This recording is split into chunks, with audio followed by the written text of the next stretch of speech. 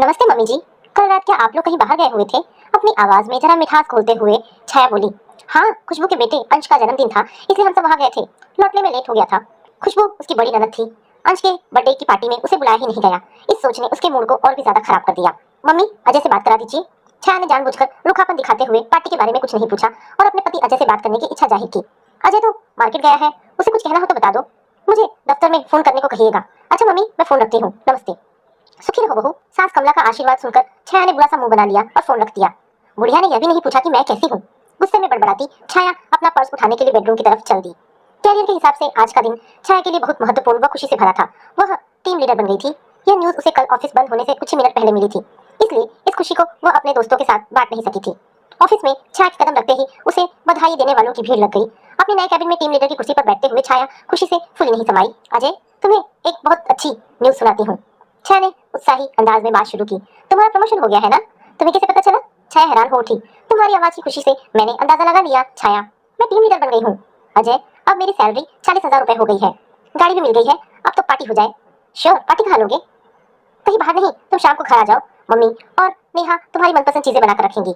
अजय का प्रस्ताव सुनकर छाया का उत्साह ठंडा पड़ गया और उसने नाराज लहजे में कहा, घर में पार्टी का माहौल कभी नहीं बन सकता। अजय, तुम मिलो ना शाम को मुझसे बाहर।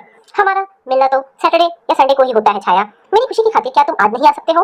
गुस्सा होकर छाया, तो अपना मूड खराब मत करो। सैटरडे को 3 दिन बाद मिल ही रहे हैं, तब बढ़िया सी पार्टी ले लूंगा।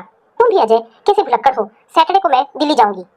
तुम्हारी जैसी बिजी स्त्री को अपने भाई की शादी याद है? ये वाकई कमाल की बात है। मुझे ताना मार रहे हो? छाया चिढ़कर बोली। सॉरी, मैंने तो मजाक किया था। अच्छा यह बताओ कि दिल्ली संडे की सुबह तक पहुंच जाओगे ना? आप हुक्म करें, साले साहब के लिए जान भी हाजिर है मैडम। घर से कौन कौन आएगा? तुम जिसे कहो ले आएंगे, जिसे कहो छोड़ आएंगे।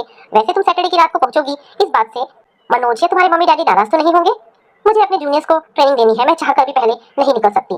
सही कह रही हो तुम। भाई की शादी के चक्कर में इंसान को अपनी ड्यूटी को नजरअंदाज नहीं करना चाहिए। तुम कभी मेरी भावनाओं को नहीं समझ सके। छाया फिर चिढ़ उठी। मैं अपने कैरियर को बड़ी सीरियसली से लेती हूँ। अजय, छाया मैं फोन रखता हूँ, आज तुम मेरे मजाक को सहन करने के मूड में नहीं हो। Okay bye. छाया और अजय ने एक ही साथ इंजीनियरिंग एक ही कॉलेज से किया था। दोनों के बीच प्यार का बीज भी उन्हीं दिनों अंकुरित हुआ। अजय एक बैंक में मैनेजर की पोस्ट पर था और छाया एक इंटरनेशनल कंपनी में। करीब 2 साल पहले दोनों ने घर वालों की रजामंदी से शादी कर ली। दुल्हन बनकर छाया अजय के घर आ गई। वहाँ के अनुशासन भरे माहौल में उसका मन शुरू से नहीं लगा। टोका टोकी के अलावा उसे एक बात और खलती थी। दोनों अच्छा कमाते हुए भी फ्यूचर के लिए कुछ बचा नहीं पाते थे। उन दोनों की ज्यादा कमाई होने के कारण हर जिम्मेदारी निभाने का आर्थिक बोझ उनके ही कंधों पर था। छाया इन बातों को लेकर चिढ़ती तो अजय उसे प्यार से समझाता। हम दोनों बड़े भैया और पिताजी से ज्यादा समर्थ हैं, इसलिए इन जिम्मेदारियों को हमें बोझ नहीं समझना चाहिए। अगर हम सबकी खुशियों और घर की खुशी को बढ़ा नहीं सकते तो हमारे ज्यादा कमाने का फायदा क्या हुआ? मैडम, पैसा उपयोग करने के लिए होता है, सिर्फ जमा करने के लिए नहीं। एक साथ मिलजुल कर हंसी खुशी से रहने में ही फायदा है। छाया, सबसे अलग थलग होकर अमीर बनने में कोई मजा नहीं है। छाया कभी भी अजय के इस नजरिए से सहमत नहीं हुई। ससुराल में उसे अपना दम घुटता सा लगा। किसी का बर्ताव उसके प्रति खराब नहीं था, पर वह उस घर में असंतोष व शिकायत के भाव से रहती। उसका व अजय का शोषण हो रहा है, यह सोच उसे तनावग्रस्त बनाए रखता। छाया को जब कंपनी से 2 बेडरूम वाला फ्लैट मिलने की सुविधा मिली तो उसने ससुराल छोड़कर वहां जाने को फौरन हाँ कर दी। अपना निर्णय लेने से पहले उसने अजय से विचार विमर्श भी नहीं किया, क्योंकि उसे पति के मना कर देने का डर था। फ्लैट में अलग जाकर रहने के लिए अजय बिल्कुल तैयार नहीं हुआ। वह बार बार छाया से यही प्रश्न पूछता कि घर से अलग होने का हमारे पास कोई खास कारण नहीं है, फिर हम ऐसा क्यों करें? मुझे रोज रोज मेरठ से दिल्ली आने में परेशानी होती है। इसके अलावा सीनियर होने के नाते मुझे ऑफिस में ज्यादा टाइम देना चाहिए और ज्यादा समय मैं ऑफिस में रहकर ही दे सकती हूँ। छाया की ऐसी दलीलों का अजय पर कोई प्रभाव नहीं पड़ा था। अंततः छाया ने अपनी जिद पूरी की और कंपनी के फ्लैट में रहने चली गई। उसके इस कदम का विरोध मायके और ससुराल वालों दोनों जगह हुआ, पर उसने किसी की बात नहीं सुनी। अजय की नाराजगी उदासी को अनदेखा कर छाया मेरठ रहने चली गई। अजय सप्ताह में 2 दिन उसके साथ गुजारता। छाया कभी कभार अपने ससुराल वालों से मिलने आती। सच तो यह था कि अपना कैरियर बेहतर बनाने के चक्कर में उसे कहीं ज्यादा आने जाने का समय ही नहीं मिलता। अच्छा कैरियर बनाने के लिए अपने व्यक्तिगत जीवन की कठिनाइयों को छाया ने कभी ज्यादा महत्व नहीं दिया। अपने छोटे भाई मनोज की शादी में वह सिर्फ एक रात पहले पहुंचेगी, इस बात का भी उसे कोई खास अफसोस नहीं था। अपने मम्मी पापा और भाई की शिकायत को उसने फोन पर ऊंची आवाज में झगड़कर नजरअंदाज कर दिया। शादी में हमारे दिल्ली पहुंचने की चिंता मत करो छाया, ऑफिस के किसी काम में अटक कर तुम और ज्यादा देर से मत पहुंचना। अजय के मोबाइल पर उसने जब भी फोन किया अजय से उसे ऐसा ही जवाब सुनने को मिला। शनिवार की शाम छाया ने टैक्सी की और 8 बजे तक दिल्ली अपने मायके पहुंच गई। अब तक छिपाकर रखी गई प्रमोशन की खबर सबको सुनाने के लिए वह बेताब थी। अपने साथ बढ़िया मिठाई का डिब्बा वह सबका मुंह मीठा कराने के लिए लाई थी। उसके पर्स में प्रमोशन का पत्र पड़ा था, जिसे वह सबको दिखाकर उनकी वाहवाही लूटने को उत्सुक थी। टैक्सी का किराया चुकाकर छाया ने अपनी छोटी सी अटैची खुद उठाई और फिर दरवाजा खोलकर अंदर घुस गई। घर में बड़े आकार वाले ड्राइंग रूम को खाली करके संगीत और नृत्य का कार्यक्रम आयोजित किया गया था। तेज गति के धमाकेदार संगीत के साथ कई लोगों के हंसने बोलने की आवाजें भी छाया के कानों तक पहुंची। छाया ने मुस्कुराते हुए हॉल में कदम रखा और फिर हैरानी के मारे ठिठक गई। वहां का दृश्य देखकर उसका मुंह खुला का खुला रह गया। छाया ने देखा माँ बड़े जोश के साथ ढोलक बजा रही थी। तबले पर ताल बजाने का काम उसकी सास कर रही थी।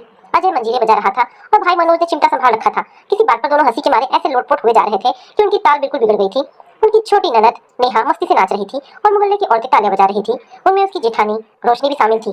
अचानक ही अजय की 6 वर्षीय भतीजी प्रिया उठकर अपनी नेहा बुआ के साथ नाचने लगी। एक तरफ अपने ससुर जेठ व पिता को एक साथ बैठकर गपशप करते देखा। अपने ससुराल के हर एक सदस्य को वहां पहले से उपस्थित देख छाया हैरान रह गई। उनके पड़ोस में रहने वाली मीना आंटी की नजर छाया पर सबसे पहले पड़ी। उन्होंने ऊंची आवाज में सबको उसके पहुंचने की सूचना दी तो कुछ देर के लिए संगीत व नृत्य बंद कर दिया गया। लगभग हर व्यक्ति से छाया को देर से आने का उल्हाना सुनने को मिला। मौका मिलते ही छाया ने अजय से धीमी आवाज में पूछा, आप सब लोग यहाँ कब पहुंचे? हम तो परसों सुबह ही आ गए थे यहाँ। अजय ने मुस्कुराते हुए जवाब दिया। छाया ने माथे पर बल डालते हुए पूछा, इतनी जल्दी क्यों आए? मुझे बताया क्यों नहीं? अजय ने सहज भाव से बोलना शुरू किया, तुम्हारी मम्मी ने 3 दिन पहले मुझसे फोन पर बात की थी। उनकी बातों से मुझे लगा कि वो बहुत उदास है। उन्हें बेटे के ब्याह के घर में कोई रौनक नजर नहीं आ रही थी।